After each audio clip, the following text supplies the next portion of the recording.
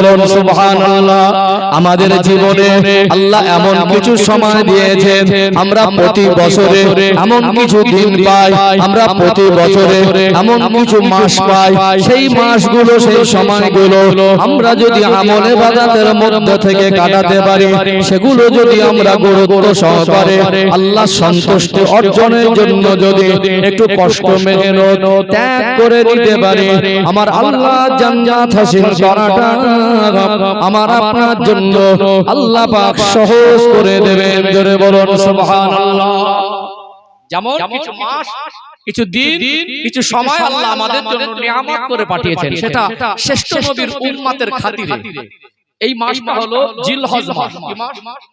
জিলহজ মাস। এই মাসে আবার হজ হয়। হজটা এই মাসে। আবার এই মাসের 10 তারিখে ঈদুল আযহা আছে না? ঈদুল আযহা। অর্থাৎ 12 মাসে এক বছর, ইংরেজিতেও 12 মাসে এক বছর, খ্রিস্টাব্দ হয় 12 মাসে কি? যেটা দেখি বাংলাতেও 12 মাসে এক বছর, আর আরবিতেও 12 মাসে এক বছর। এটা যদি 2025 সাল হয়, তাহলে এর দ্বারা বোঝা যায় 2025 বছর আগে কেউ না কেউ এর গণনা শুরু করেছিল, তাই এর সংখ্যাটা এখানে দাঁড়িয়েছে। যদি 4000 বছর আগে শুরু হতো তাহলে 2000 না 4000 হতো। কিন্তু আমরা এই 12 মাসে এক বছর ইসলামের শরীয়ত অনুযায়ী যে 12টা মাস আছে ইসলাম ধর্মের ভিত্তিতে, এর উৎপত্তি কবে থেকে জানেন? এর উৎপত্তি হলো দুনিয়ায় মানুষ আসার আগে থেকে। এটা বলুন সুবহানাল্লাহ। কারণ এখানে আরেকটা তথ্য দিয়ে আরেকটা অবাক হয়ে যাবেন। এই মাসের পরের মাস হলো মুহররম মাস। কি মাস? এটা শেষ মাস। 12 মাসের 12তম মাস জিলহজ মাস, আর প্রথম মাস হয় মুহররম মাস। প্রথম মাস। এই মুহররম মাসের অনেক ইতিহাস আছে, এবং মুহররম মাসের ইতিহাস জানার জন্য উলামায়ে কেরামদের আপনারা দাওয়াত করেন। আশুরার দিন, ইয়াউমাল আশুরা, মুহররম মাসের 10 তারিখের ফজিলত, গুরুত্ব, মহত্ব অনেক বেশি আছে না? সেদিনে দেখা যায় 313টা ঐতিহাসিক ঘটনা। এবারে উলামায়ে কেরামেরা ওয়াজ করেন যে আদম আলাইহিস সালামের তওবা কবুল হয়েছিল মুহররম মাসের 10 তারিখ শুক্রবার। বলেন না? বলে কি বলে না? এবং মুসা আলাইহিস সালাম ফেরাউনের কবল থেকে মুক্তি পেয়েছিল, ফেরাউনকে পানিতে চুবিয়ে মেরেছিল মুহররম মাসের 10 তারিখ শুক্রবার। এবং আল্লাহ পাক মুসা আলাইহিস সালামের মাছের পেটে যখন ছিল সেই থেকে মুক্তি দিয়েছিল মুহররম মাসের 10 তারিখ শুক্রবার। কিন্তু যদি আপনাকে কেউ প্রশ্ন করে, এটা আমাদের হিজরি সন 1446, কত? 1446। তাহলে হিজরি সন গণনা হয়েছে আল্লাহর নবীর হিজরতের সময় থেকে ধরে, এবং নবী যতদিন হায়াতে ছিলেন এই হিজরি সন গণনা শুরু হয়নি। ওমর রাদিয়াল্লাহু আনহুর খেলাফত শাসনামলে তিনি বিশিষ্ট সাহাবাদেরকে নিয়ে মিটিং করে বললেন যে আমাদের যখন 12টা মাস আছে, আমাদের যদি সাল গণনা সিস্টেম থাকে তাহলে আমরা আমাদের পার্সোনাল ক্যালেন্ডার ব্যবহার করতে পারবো। তাহলে ওমর রাদিয়াল্লাহু আনহুর শাসনামলে হিজরি সন গণনা শুরু হয়েছে। আর আমরা বলছি কোন একজন নবীর ঘটনা কয়েক হাজার বছর আগে ঘটেছে, সেটা মুহররম মাসের 10 তারিখ শুক্রবার। ঘুরিয়ে যেদিকে প্রশ্ন করে ওটা মুহররম মাসের 10 তারিখ শুক্রবার ছিল, দলিল কোথায়? আমার কথা কি বুঝতে পারছেন? এই কথাগুলো বুঝে নেওয়া, কথাগুলো ইসলামের অনেক জ্ঞান আমাদের অর্জন করা দরকার আছে। তাহলে আমরা কি বলবো? তাহলে আমরা কি বানানো কথা বলছি? তাহলে দলিল খুঁজতে হবে, খোঁজার দরকার আছে না? কিন্তু কয়েকটা মাস, এই বিষয়টুকু আমি ঈদের মাস, জিলহজ মাস, এই মাসের গুরুত্ব বোঝাতে গিয়ে এই স্টোরিটা একটু তুলে ধরছি। এর থেকে আমাদের অনেক কিছু বোঝা হবে ইনশাআল্লাহ। ও ভাইজানেরা, সোনার মানিক যুবকেরা, আব্বারা, মায়েরা, ইসলামের ভিতরে এমন কোনো কথা নেই যেটা অর্থহীন। ইসলামের ভিতরে এমন কোনো কথা নেই যেটা অর্থ। পৃথিবীতে আমরা মানুষ, আল্লাহ পাক আমাদের ইসলাম নামক জীবন ব্যবস্থা দিয়েছেন। ইসলামের মধ্যে এমন কোনো কথা নেই যেটা মানুষের বানানো। মানুষের বানানো কথা ইসলাম চলে না। অর্থাৎ দুনিয়াতে ইসলাম যদি মনুষ্য জাতিকে কোনো তথ্য দেয়, নিশ্চয়ই তার দলিল আছে। কোরআনুল কারীমের 114টি সূরা আছে, এর ভিতরে একটি সূরার নাম হলো সূরাতুত তাওবা। কোরআন শরীফের প্রত্যেকটা সূরা তেলাওয়াতের শুরুতে বিসমিল্লাহির রহমানির রহিম পড়তে হয়, কিন্তু একটা সূরা ব্যতীত, ওই সূরাটা হলো সূরাতুত তাওবা। সূরা তাওবা শুরুতে বিসমিল্লাহ আল্লাহ পাক দেয় নাই। এই সূরাতুত তাওবার 36 নম্বর আয়াত, 10 নম্বর পারায় আপনি পেয়ে যাবেন। আল্লাহ জানিয়ে দেন, আমার আল্লাহ বলছেন ইন্না ইদ্দাতাশ শুহুরি ইনদাল্লাহি 12 শাহরান ফি কিতাবিল্লাহি ইয়াওমা খালাকাস সামাওয়াতি ওয়াল আরদা মিনহা আরবাআতুন হুরুম। আল্লাহ পাক বলছেন যেদিন আমার আল্লাহ আসমান আর জমিন সৃষ্টি করেছেন সেদিন থেকে আমার আল্লাহ তার বিধানে লিপিবদ্ধ করেছেন 12 মাসে 1 বছর। জোরে বলুন সুবহানাল্লাহ। মিনহা আরবাতুন হুরুম, আল্লাহ নিজে কোরআনুল কারীমে বললেন এই 12 মাসে 1 বছর। এটা আল্লাহ যেমন আসমান জমিন যেদিন থেকে সৃষ্টি করেছেন, গ্রহ নক্ষত্র আল্লাহ যেদিন থেকে সৃষ্টি করেছেন সেদিন থেকে আল্লাহ তিনি লিপিবদ্ধ করেছেন 12 মাসে 1 বছর। আর এই 12 মাসের ভিতরে মিনহা আরবাতুন হুরুম, 4টে মাসকে আমার আল্লাহ সম্মানিত মাস হিসাবে ঘোষণা করে দিয়েছে। 12 মাসে 1 বছর কবে থেকে? যেদিন থেকে আসমান জমিন সৃষ্টি হয়েছে। এই জন্য আরবি মাসের সম্পর্ক চাঁদের সঙ্গে। কিসের সঙ্গে? চাঁদের সঙ্গে। চাঁদ উঠলে তারিখ পাল্টায়। আমাদের সরকারি নিয়ম অনুসারে বাংলা বা আরবি, বাংলা বা ইংরেজি তারিখ পরিবর্তন হয় রাত 12টার পর। কিন্তু চাঁদ ওঠে সন্ধ্যার সময়, মাগরিব ওয়াক্ত এসে গেল মানে তারিখ চলে গেল। আমরা চাঁদ থেকে ঈদ করি, চাঁদ দেখে রোজা রাখি। চাঁদ দেখার গুরুত্ব, এই যে মাসে চাঁদ দেখলাম, চাঁদের হিসাব করে আমাদের 10 তারিখ ঈদ হয়, হয় না? যেদিন থেকে চাঁদ উদয় হয়েছে সেদিন থেকে মানুষ গণনা করুক আর না করুক, আল্লাহ সেদিন থেকে 12 মাসে 1 বছর। এটা আল্লাহর সিদ্ধান্ত। কার সিদ্ধান্ত? এটা কোরআন শরীফের একদম স্পষ্ট ব্যাখ্যা। তাহলে যদি কোন নবীর ঘটনাকে মুহররম মাসের 10 তারিখ আল্লাহ ঘটিয়ে দেন, সাল গণনাটা পরে থেকে হতে পারে। আল্লাহর বিধানে যেদিন থেকে চাঁদ উঠছে অটোমেটিক চাঁদ উদয় হচ্ছে, অস্ত যাচ্ছে, তারিখ পরিবর্তন হচ্ছে, মাস পরিবর্তন হচ্ছে। তাহলে 12 মাসে 1 বছর এটা আল্লাহর শিক্ষা, আল্লাহর সিদ্ধান্ত। জোরে বলো সুবহানাল্লাহ। এর ভিতরে 4টে মাস সম্মানী মাস, কোরআন থেকে দলিল দিয়ে বলছি 4টে মাস। এই 4টে মাস কোন মাস? 3টে ধারাবাহিক, জিলকদ, জিলহজ, মুহররম। তাহলে শেষ 2টো মাস আর বছরের প্রথম মাস। মুহররম মাসের অনেক গুরুত্ব, আর জিলহজ মাসের গুরুত্বের আগে যে মাসটা দিয়েছে এটারও গুরুত্ব বেশি। এবং আরেকটা মাস হলো, সেটা হলো রজব মাস, যে মাসে আমার রাসূলের আল্লাহ পাকের সঙ্গে দিদার হয়েছিল। বলুন সুবহানাল্লাহ। তাহলে 12 মাসের মধ্যে 4টে মাস হলো সম্মানিত মাস। এবং রমাদানুল মুবারক মাসটা স্পেশাল, ওর সম্পর্কে আল্লাহ স্পেশাল ভাবে বর্ণনা করেছেন। এছাড়াও 12 মাসের মধ্যে 4টে মাসের ভিতরে আজকে যে মাসটা আমরা অবস্থান করছি জিলহজ মাস, এটা সম্মানিত মাসের 4টের মধ্যে একটা। জোরে বলুন সুবহানাল্লাহ। ও ভাইজানেরা, সোনার মানিক যুবকেরা, আব্বারা মায়েরা, অর্থাৎ 12 মাসের মধ্যে কোরআনুল কারীমের সূরা আত-তাওবার 36 নম্বর আয়াতের বর্ণনা অনুযায়ী এই জিলহজ মাসটা হলো সম্মানী মাস। আল্লাহ পাক কোরআনুল কারীমের 30 নম্বর পারার সূরাতুল ফাজরের মধ্যে আমার আল্লাহ প্রথম 2টো আয়াতে স্পষ্ট করছেন ওয়াল ফাজরি ওয়া লায়ালিন আশ। আল্লাহ বলছেন ফজরের সময়ের কসম। ফজরের সময়টা অনেক বরকতময় সময়, ফজরের সময়টা হলো গুরুত্বপূর্ণ সময়।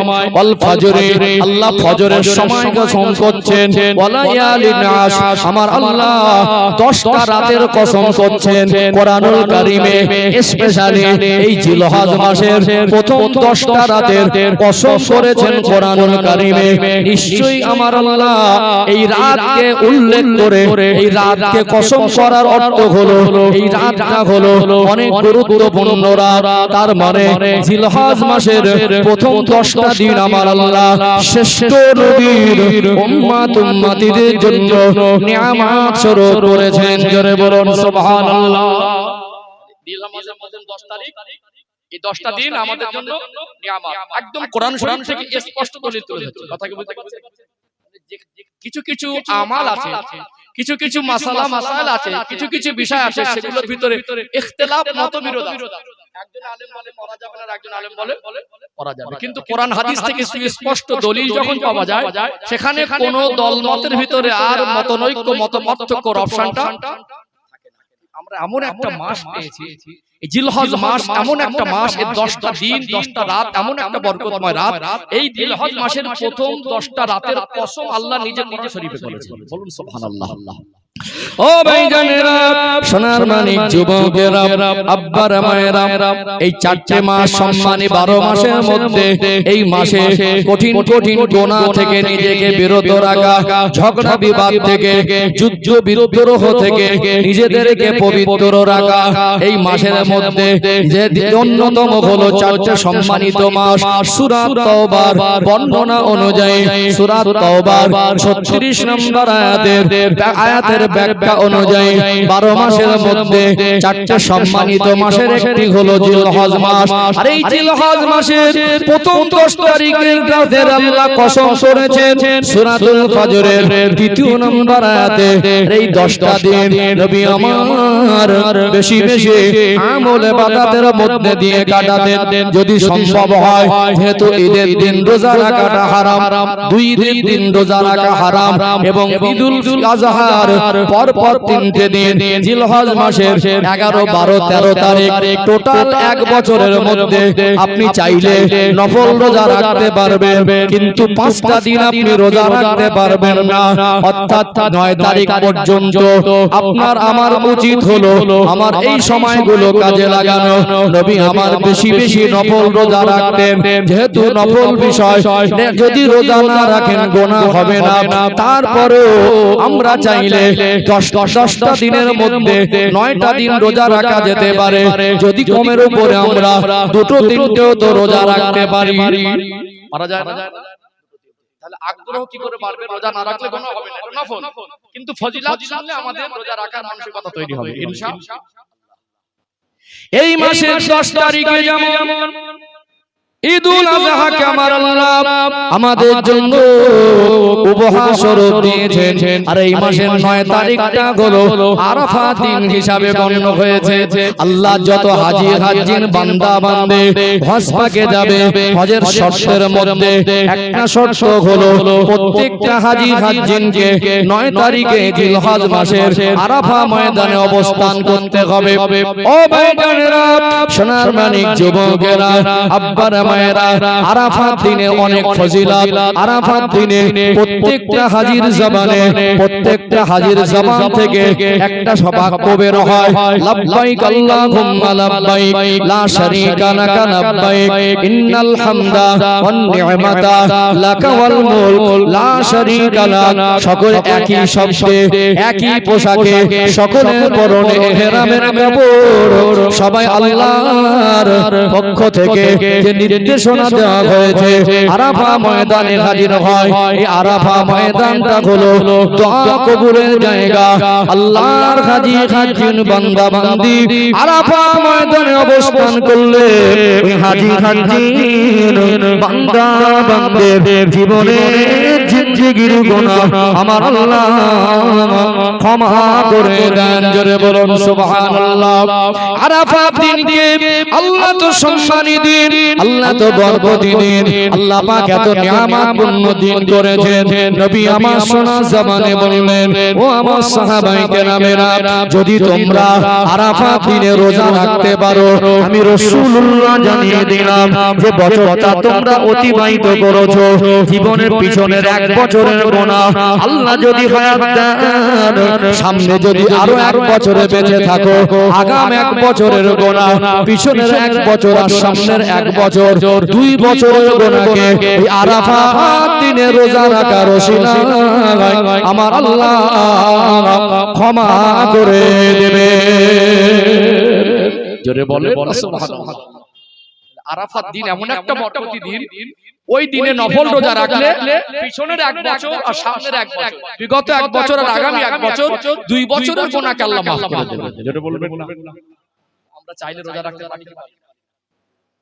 8 তারিখও রাখবেন, আগামী বৃহস্পতিবার রাখেন, শুক্রবার রাখেন, 2 দিন ভালো দিন। যেহেতু শনিবারে ঈদের দিন রোজা রাখা, তাহলে চেষ্টা করবেন ইনশাআল্লাহ। না রাখলে গুনাহ হবে না। তাহলে আমরা এই আরাফাত দিন যে পাচ্ছি, আল্লাহ যদি হায়াতে রাখে তো আবার 1 বছর পরে পাবো।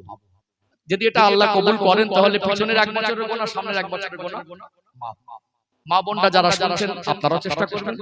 আমরা যারা এখানে উপস্থিত হয়েছি, যারা গরবে চতুর্দিকে রাস্তার ধারে আশেপাশে ঘুরে শুনছেন, আমার আওয়াজ পৌঁছাচ্ছে, আপনারাও চেষ্টা করবেন। আমিও নিয়ত করছি আল্লাহ আমাকে যেন আমল করার তৌফিক দান করেন। বলেন আল্লাহুম্মা আমিন। তাহলে এই যে সময়টা আমার ভাইরা মাহফিলের ইন্তজাম করেছেন, এই মাসটাও বরকতময়। এই যে রাতে আমরা অবস্থান করছি, অলরেডি 10টা রাতের যদি আল্লাহ কোরআনের আয়াতে কসম খান, তাহলে যে রাতে আমরা বক্তব্য করছি, শুনছি, বসছি, এই রাতটাও আল্লাহর কসম খাওয়া রাতের মধ্যে একটা। যদি বলুন সুবহানাল্লাহ। সৌভাগ্যবান এই জন্য যে এরকম একটা দিনের কাজ হলে আপনারা যথাসাধ্য চেষ্টা করবেন, অর্থ দিয়ে, শ্রম দিয়ে, সৎ বুদ্ধি দিয়ে, উৎসাহিত করে তাদের পাশে দাঁড়িয়ে, অন্তত পয়সা না দেওয়া গেলে তাদের সহযোগিতা করা যায় না? অন্তত পয়সাও দিলাম, সহযোগিতা নাও করার সুযোগ পেলাম, অন্তত মজলিসে এসে বসাও। আল্লাহ আমাদের এর ওসিলা করে এই গ্রামবাসীকে কবুল করেন, বলেন আল্লাহুম্মা আমিন। আলোচনা মগজে হচ্ছে, আলোচনা অনেক বিষয় ভিত্তিক আছে, যেহেতু বর্তমান সময়ে বর্তমান পরিস্থিতিকে সামনে প্রেক্ষাপটকে রেখে উপযুক্ত বক্তব্য করা মানুষের সংখ্যা আস্তে আস্তে কমে যাচ্ছে। অনেক রকম আছে, ফলানোর কথা দুটো বলে, হাসানোর কথা, কাঁদানোর কথা বলে বেরিয়ে যেতে পারি।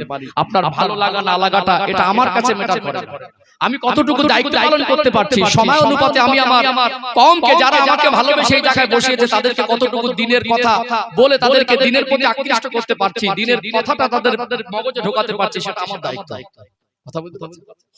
ও ভাইজানেরা, সোনার মানিক যুবকেরা, আব্বারা মায়েরা, এই মাসে বেশি বেশি তাহলিল পড়বেন, এই মাসে বেশি বেশি আল্লাহর শুকরিয়া আদায় হাম করবেন, এই মাসে বেশি বেশি ইস্তিগফার পড়বেন, লা ইলাহা ইল্লাল্লাহ বেশি বেশি পড়া, লা ইলাহা ইল্লাল্লাহ, সুবহানাল্লাহ, আলহামদুলিল্লাহ, ওয়া লা ইলাহা ইল্লাল্লাহ, আল্লাহু আকবার, এই তাকবীর একটু বেশি বেশি পড়বেন। ও ভাইজানেরা, সোনার মানিক যুবকেরা, আব্বারা মায়েরা, যারা কুরবানি করবেন এবং কুরবানি দেওয়ার মতো সামর্থ্য নাই, এই মাসে যদি একটা আমল করতে পারেন, একটা কুরবানির সওয়াব হবে। ওই আমলটা হলো এই মাসের জিলহজ মাসের যখন চাঁদ উদয় হয়ে যায়, ওই চাঁদ দেখার পরে যদি আপনি চুল, দাড়ি, গোঁফ এগুলো যে কাটা থেকে বিরত থাকেন, আমরা অনেক সময় নখ কাটতে হয়, পরিষ্কার পরিচ্ছন্ন থাকতে হয়, চুল কাটতে হয়, দাড়ি কাটতে হয়, যদি চুল, দাড়ি, নখ এগুলো কাটা থেকে এই 10টা দিন বিরত থাকতে পারেন, এই 10টা দিন এই আমল করার বিনিময়ে একজন ব্যক্তি কুরবানি করলে যতটা নেকি পাবে, আমার আল্লাহ এই আমলের বিনিময়ে একটা কুরবানির সমপরিমাণ নেকি দেবে। জোরে বলুন সুবহানাল্লাহ।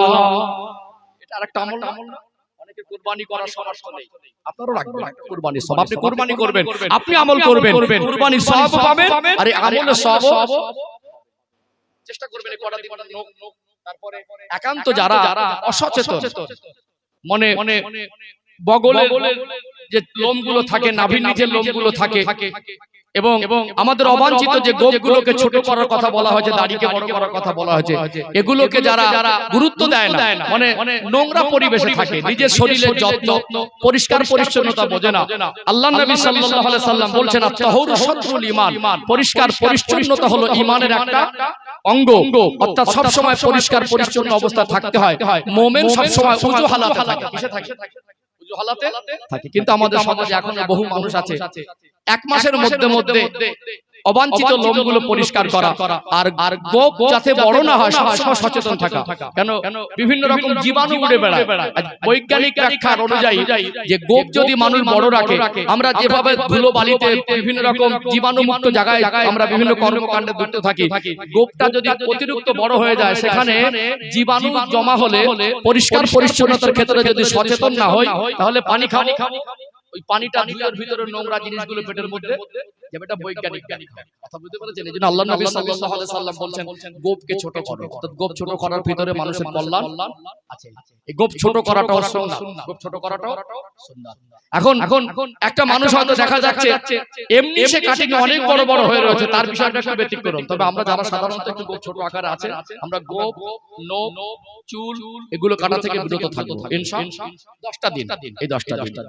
ও ভাইজানেরা, সোনার মানিক যুবকেরা, আব্বারা মায়েরা, যারা কোরআন তেলাওয়াত করতে পারেন, এই মাসে 10টা রাতের আল্লাহ কসম করেছেন, যেহেতু জিলহজ মাসের প্রথম 10 দিনের গুরুত্ব অনেক বেশি। যে কথা আমি প্রথমে বলছিলাম, আমার আল্লাহর বড় দয়া, আল্লাহর বড় করুণা, অন্যান্য নবীর উম্মতের থেকে আমার আল্লাহ শ্রেষ্ঠ নবীর উম্মতের আল্লাহ তকদীর নসিবটাকে অনেক বড় করেছেন। আমার আপনার নবীর সম্মান আর তাজিমের খাতিরে আল্লাহ এমন কিছু দিন, এমন কিছু মাস, এমন কিছু সময় আমার আপনার জন্য দিয়েছেন। এগুলোকে যদি আমরা কাজে লাগাতে পারি, আমার আল্লাহ আমার আপনার জন্য নাজাতের রাস্তাটাকে সহজ করে দেবেন। জোরে বলুন সুবহানাল্লাহ। ও ভাইজানেরা, সোনার মানিক যুবকেরা, আব্বারা মায়েরা, এই মাসে যেহেতু হজের মাস, যারা আল্লাহর হাজী হাজ্জিন বান্দা বান্দে এই মাসে হজ আদায় করে, আবার এই মাসে 10 তারিখে হলো ঈদ।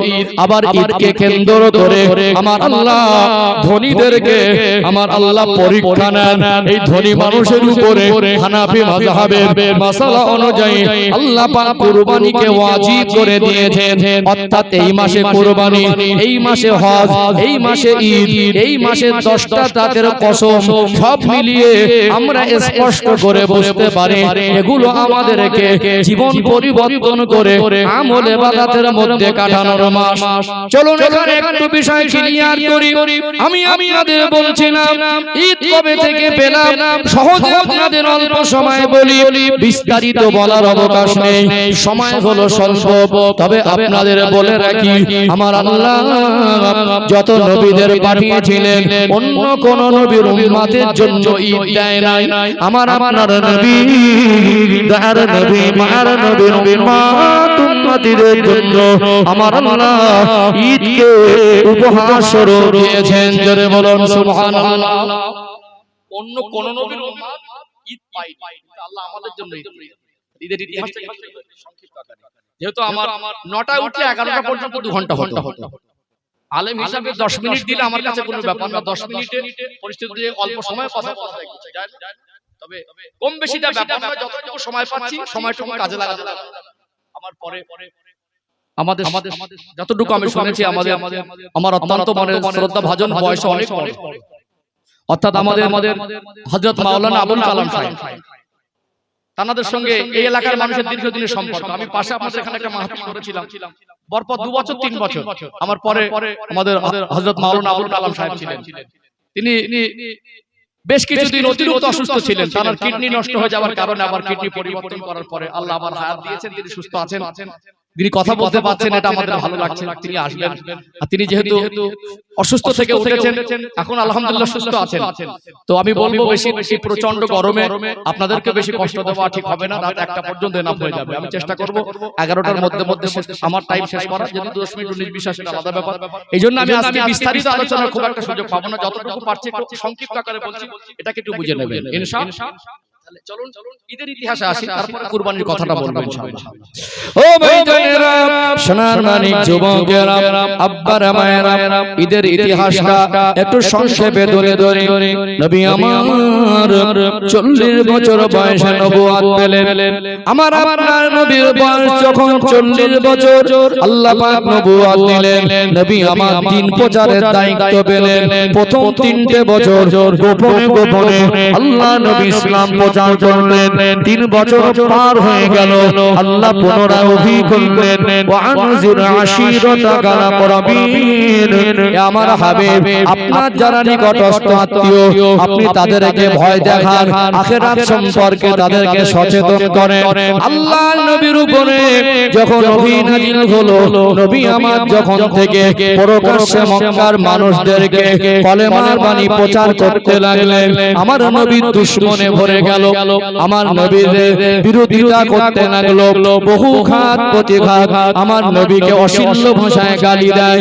মক্কার মানুষ আমার নবীকে ছোট বড় বলে, মক্কার মানুষ আমার নবীকে জানে মেরে ফেলার পরিকল্পনা করেছিল না করে নাই। তায়েফের জমিনে গেলেন, তায়েফের মানুষ আমার আপনার নবীকে এত বেশি কষ্ট দিয়েছিলেন, আমার রাসূলুল্লাহ জীবনে সব থেকে দুটো দিন তিনি বেশি কষ্ট পেয়েছিলেন। একটা দিন হলো সেই দিনটা হলো উহুদের যুদ্ধের দিন, আর একটা দিন হলো তায়েফের ময়দানে কাফেরদের হাতে আঘাতপ্রাপ্ত হওয়ার দিন। আল্লাহ নবীর রক্ত মোবারকে তায়েফের জমিনের মাটি লাল হয়ে গেল। 40 বছর বয়সে নবী কলেমার বাণী প্রচার শুরু করলেন। মক্কায় টানা 13 বছর দিন প্রচার করলেন। এই 13 বছর কলেমার বাণী প্রচারটা আমার নবীর জন্য সহজ ছিল না। বহু ঘাত প্রতিঘাত, বহু কঠিন পরিস্থিতির মধ্যে থেকে আল্লাহর দেওয়া মহান দায়িত্ব কলেমার বাণী প্রচার থেকে আমার নবী বিরত থাকলেন না। একটা সময় মক্কার কাফেরদের বিরোধিতা এত চরম পর্যায়ে পৌঁছে গেল, আমার নবীকে জানে মেরে ফেলার পরিকল্পনা হলো। আমার রাসূলুল্লাহর ঘরটাকে ঘিরে ফেলেছিল। আমার নবীকে আমার আল্লাহ হিজরতের আদেশ দিলেন। নবী আমার কাফেরদের জুলুম অত্যাচার সহ্য করতে না পেরে আল্লাহ নবী আমার আল্লাহর আদেশ পেয়ে তার জন্মভূমি ছেড়ে মক্কা জমিন ছেড়ে হিজরত করে মদিনার পথে রওনা হলেন। আল্লাহ নবী যখন হিজরত করছেন আমার নবীর বয়স তখন 53 বছর। 53 বছর। তাহলে এই 13 বছর ইসলাম প্রচার করলেন। মক্কা জীবনে, এই মাক্কি জীবনে তখন আল্লাহ রোজাও ফরজ করেননি, তখন ঈদ পাইনি, তখন ঈদ ছিল না। নবী আমার 53 বছর বয়সে মদিনায় গেলেন। মদিনার মানুষের ভালোবাসায়, মদিনার মানুষের অবদানে, মদিনার মানুষের ত্যাগে আমার রাসূলুল্লাহ মুগ্ধ হয়ে গেলেন। মদিনায় গিয়ে আমার নবী দ্বীন প্রচার বন্ধ করলেন না। নবী আমার মদিনায় গিয়ে দ্বীন প্রচার শুরু করলেন। মদিনায় গিয়ে আরেকটা বছর অতিবাহিত হয়ে গেল। আরে 1 বছরের ব্যবধানে মক্কায় যে সমস্ত সাহাবীরা ছিলেন কাফেরদের সমস্ত রকম বাধাকে উপেক্ষা করে তারা সর্বস্ব ত্যাগ করে একে একে আমার রাসূলুল্লাহ মহব্বতে তানারা মদিনায় চলে গেলেন। তাহলে মদিনার কিছু মানুষ তখন ইসলামের ছায়াতলে আশ্রয় নিলেন। আর মদিনায় তদানীন্তন সময়ে মক্কা মদিনার জমিনে আরবের বিভিন্ন জায়গায় সেই সময়ে ইসলাম প্রচারের পূর্বের যুগটাকে আইয়ামে জাহিলিয়াতের যুগ বলা হয়। আইয়ামে জাহিলিয়াত অর্থাৎ জাহালাতে ভরা ছিল। মানুষের ভিতরে শান্তি শৃঙ্খলা বলে কিছু ছিল না, মানুষের ভিতরে মনুষ্যত্ববোধ বলে কিছু ছিল না। যত অশ্লীল কাজ, যত নোংরা কাজ, যত দুনিয়ার ভিতরে যত অশান্তিমূলক কাজ আইয়ামে জাহিলিয়াতের যুগে তখন মক্কা মদিনার আরবের মানুষের মধ্যে বিরাজমান ছিল। ও ভাইজানেরা, সোনার মানিক যুবকেরা, আব্বারা মায়েরা, তখন মদিনায় গেলেন। মদিনার জমিনে গিয়ে আল্লাহ নবী জানতে পারলেন তখন ওই সমস্ত এলাকায় বছরে বাৎসরিক দুটো মেলা হতো। এখনো কিছু জায়গায় মেলা হয় না? বারগার মনে কাবালিটা বন্ধ হয়ে গেছে নাকি? হয়ে গেছে না? আলহামদুলিল্লাহ। মানে ওই কাবালি হলে কাবালিকে কেন্দ্র করে অনেক অশ্লীল কাজ হতো না? এক রাতেই জুয়া হতো, কত কি হতো?